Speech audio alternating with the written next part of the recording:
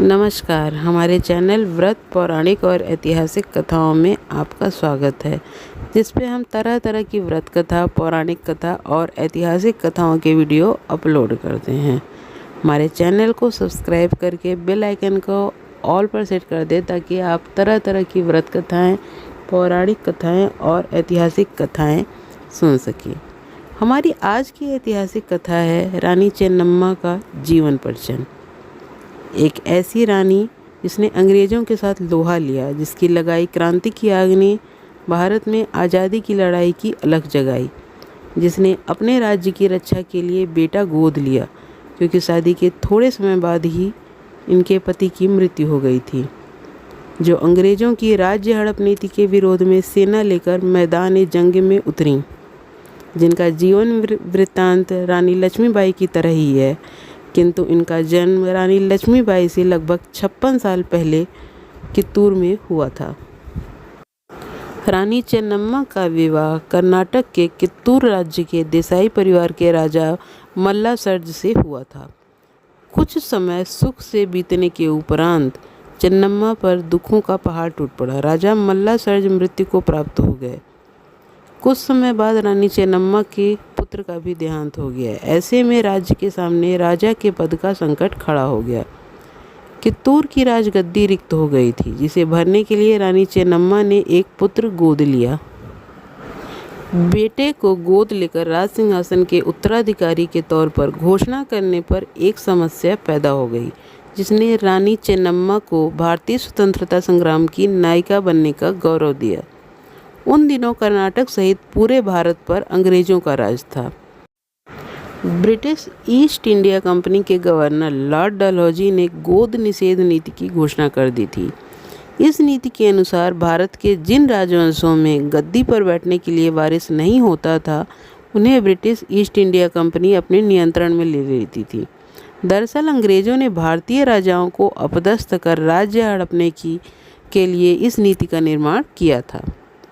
इस नीति की वजह से रानी चेन्नम्मा को कित्तूर की गद्दी पर गोद लिया हुआ पुत्र का बैठाना ब्रिटिशर्स को नागवार गुजरा। उन्होंने इसे नियमों के विरुद्ध बताया और रानी चेन्नम्मा को इसके लिए मना किया। पहले बातचीत द्वारा इस मुद्दे को हल करने की कोशिश की गई, लेकिन बात नहीं बनी। रानी चेन्नम्मा ने कित्तूर में हो रही ब्रिटिश अधिकारियों से बातचीत को असफल होते देख बॉम्बे प्रेसिडेंसी के गवर्नर से बात करने की कोशिश की, किंतु इसका कोई परिणाम नहीं निकला, क्योंकि अंग्रेज़ कित्तूर पर किसी भी तरह कब्जा जमाना चाहते थे। ब्रिटिश राज कित्तूर के बहुमूल्य खजाने को लूटने का पूरा मन बना चुके थे। कित्तूर के खजाने में बहुमूल्य आभूषण, जेवरात और सोना था, जिसे अंग्रेज हथियाना चाहते थे। एक अनुमानक के अनुसार उस दौर में कित्तूर के खजाने की कीमत 15 लाख रुपए थी। अंग्रेज़ों ने गोद लिए बालक को गद्दी का वारिस मानने से साफ इनकार कर दिया। इस इनकार ने कित्तूर और अंग्रेज़ों के बीच संघर्ष को अवश्यंभावी बना दिया। जब यह तय हो गया कि अंग्रेज़ नहीं मानने वाले, तो रानी चेन्नम्मा ने संघर्ष करने का फैसला किया। वे पहली रानी थी जिन्होंने ब्रिटिश ईस्ट इंडिया कंपनी से लड़ने के लिए सेना के गठन की तैयारी शुरू की। अंग्रेज़ों को इसका पता चला और सन 1924 में दोनों की सेनाएं आमने सामने आ डटी। एक ऐसा संघर्ष जिसका परिणाम पहले से ही सबको पता था। कित्तूर जैसे छोटे से राज्य ने ब्रिटिश साम्राज्य को चुनौती दी थी, लेकिन यह मसला नतीजे का नहीं, आज़ादी से जीने और मरने का था। रानी चेन्नम्मा ने फैसला किया, या तो वे आज़ाद जिएंगी, अन्यथा वे लड़कर मरेंगी। इस लड़ाई में अंग्रेज़ों ने भारतीय महिला के युद्ध कौशल को देखा। पहल तो उनके होश उड़ गए, लेकिन बाद में पीछे से आने वाली मदद ने उनको संभाल लिया।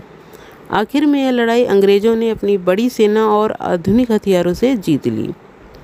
अंग्रेज़ों ने लड़ाई तो जीत ली, लेकिन रानी चेन्नम्मा ने उनका इतना नुकसान किया कि वे लंबे समय तक कित्तूर के युद्ध से उबर नहीं पाए। इस लड़ाई में अंग्रेज़ों ने 20,000 सिपाहियों और 400 बंदूकों की सेना का सहारा लिया।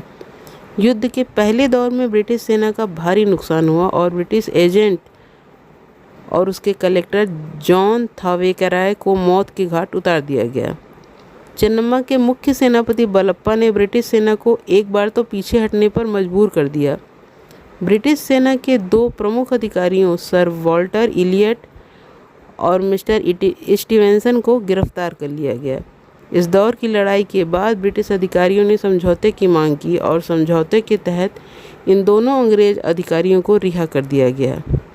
युद्ध को टाल दिया गया। इस बीच दूसरे अंग्रेज अधिकारी चैपलिन ने दूसरे मोर्चों पर लड़ाई जारी रखी।